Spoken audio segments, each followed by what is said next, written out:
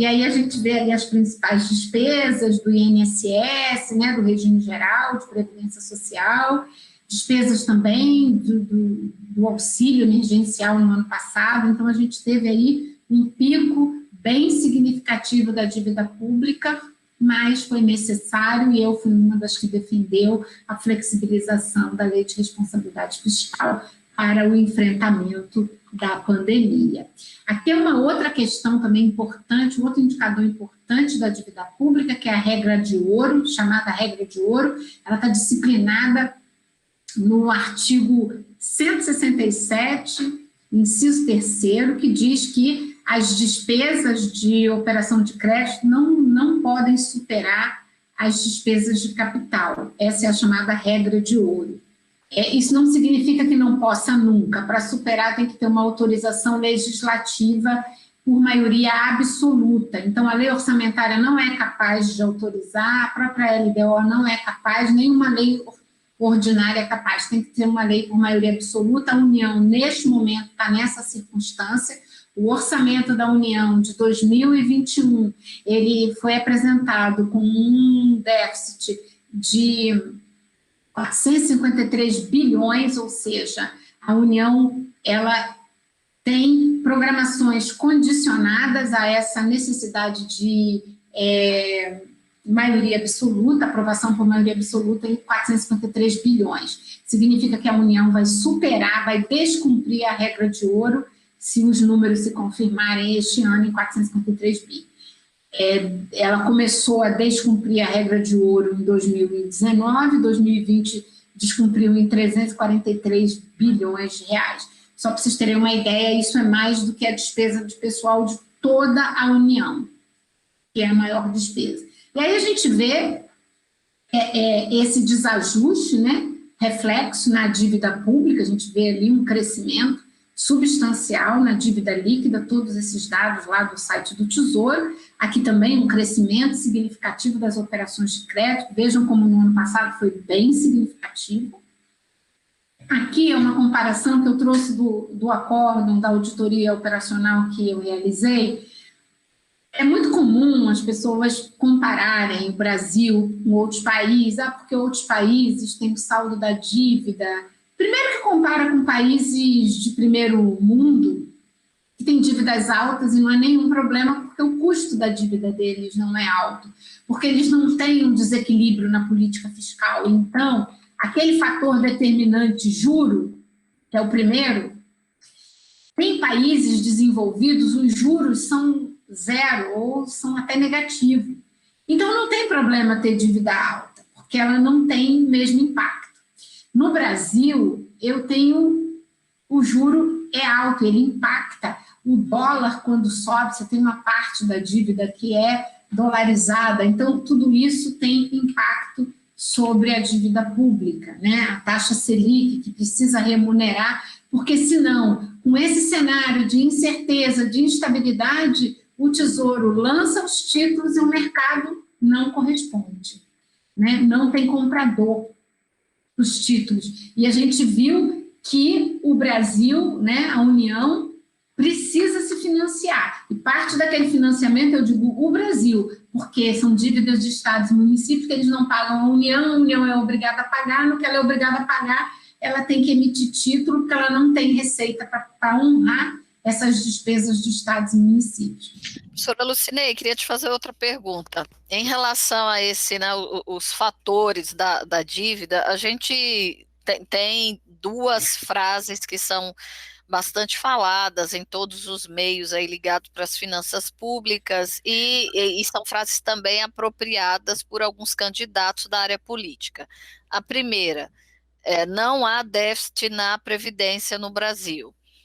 Isso é repetido ad nauseam até que alguém acredita. Então, essa é uma primeira frase. E um segundo ponto, que o Brasil perde a capacidade de investimento público em políticas públicas, naquilo que as pessoas precisam no dia a dia, porque grande parte do dinheiro que ele arrecada, ele serve para a rolagem da dívida, o financiamento da dívida. Eu queria que você, em breves palavras, pudesse falar um pouco com a gente sobre essas duas frases, porque elas estão estão no boteco, estão na academia, estão em vários lugares, e tem pessoas que falam com bastante propriedade e capacidade de convencimento. O que é que você acha dessas duas frases, que, como tudo na vida, né, nem tão absolutamente corretas, nem absolutamente erradas, enfim. O que é que você diz sobre essas duas colocações? Sobre a Previdência, eu vou falar um pouquinho depois, que eu falar aqui para a gente não perder esse fio da meada, né?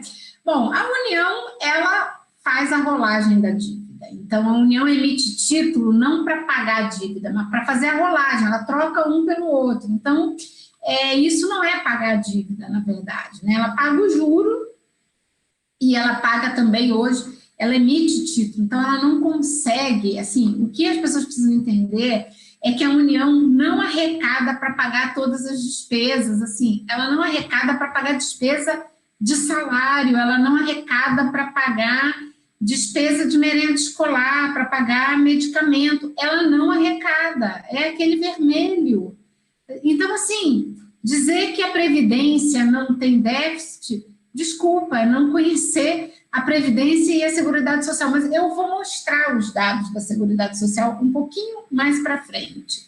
O Brasil está numa situação de dívida pior do que os outros países dos BRICS. Você vê que a dívida PIB, isso são dados de 2017. A situação hoje é bem pior, tá? E aí eu queria entrar aqui no default da dívida, né, que é o não cumprimento de cláusulas de contrato de empréstimo por parte do devedor. Quer dizer, quando se fala, e quem diz que a União gasta muito dinheiro para pagar os juros, a União ela não deve pagar a dívida dela, porque a dívida já se pagou e etc e tal, né? Assim, precisa compreender as consequências de um país que chega num quadro de insustentabilidade da sua dívida ou de instabilidade política, que são os fatores que, em geral, levam a esse default da dívida. Bom, as consequências disso, e é assim, importante a gente refletir sobre isso, são dificuldades para vender título. Então, a hora que, assim, o Brasil não precisa decretar, o mercado sabe fazer leitura. E se o mercado faz uma leitura que o Brasil não vai honrar daqui a 6 meses, ele não vai honrar a sua dívida, o mercado não vem ao chamamento dos títulos públicos. O Tesouro faz o leilão, marca o leilão, isso já aconteceu em abril do ano passado, marca leilão e não conseguir fazer a venda. Não vender título é não ter dinheiro para custear despesas primárias, é não ter dinheiro para pagar salário, é não ter dinheiro para fazer as políticas públicas. Não é para pagar dívida, a gente não arrecada para pagar as despesas primárias. E isso, assim, é uma situação bem delicada. Então, as consequências de uma moratória, eu tenho um rebaixamento da nota de classificação de risco, e aí você aumenta o juro dos empréstimos. Eu tenho um abalo na credibilidade do país e uma dificuldade de atrair investidores. Então, empresas começam a sair, você não atrai outras empresas. Então, você não gera emprego, você tem desemprego, e aí você tem uma crise social, e isso se reflete no crescimento econômico também. Então, a decisão, países populistas, de governos populistas, em era populista, flertam com o default da dívida com muita facilidade, né? Mas as consequências são graves, e assim, eu diria que para o Brasil, a gente vai ver quais são os exemplos, né, de moratória. A Argentina tem 40 milhões de habitantes, a população de São Paulo. A Grécia menos, Islândia também. Agora, o Brasil com 210 milhões de habitantes. Em 2014, 3/4 da população dependiam única e exclusivamente do SUS. Eu apostaria hoje que de 85% a 90% da população dependa do SUS, com desemprego e etc. Dependa do SUS. Né? Um país de renda baixa como o Brasil, a decisão de flertar com uma moratória, de sinalizar para o mercado, né, um flerte com uma moratória, é bastante grave, porque isso teria consequências, essa ordem aqui, ó, é não ter dinheiro para custear aquelas despesas, porque boa parte daquelas despesas pagas pela União ali do gráfico são com títulos públicos que cobrem esse vermelho aí, essa área vermelha. 771 bilhões de reais no ano passado. Então, é uma decisão bastante delicada, né? O que foi feito? O que o Brasil vem fazendo? Mas antes é importante fazer o seguinte, vamos dar um calote, ok. Vamos ver quais são os setores que são os detentores da dívida pública, quem compra os títulos públicos? Bom, as instituições financeiras, 22%. E nesses 22% estão os nossos dinheiros, porque a gente aplica os nossos recursos por meio das instituições financeiras. Os fundos de investimento, idem. A Previdência, 25%. Então, um calote na dívida pública federal é comprometer ali a poupança dos trabalhadores, inclusive. É comprometer a poupança não só da Previdência Complementar, das estatais, como da Previdência Complementar do setor público, que hoje está investido nesses recursos. Aí você tem só 12% de não residentes no país, o próprio governo, as seguradoras, 4,55%, e outros 5,65%. Portanto, os 3 maiores grupos detentores dos títulos públicos são esses 3 grupos. O mercado ele ficaria bastante abalado se esses 3 grupos fossem afetados por uma moratória da dívida pública federal.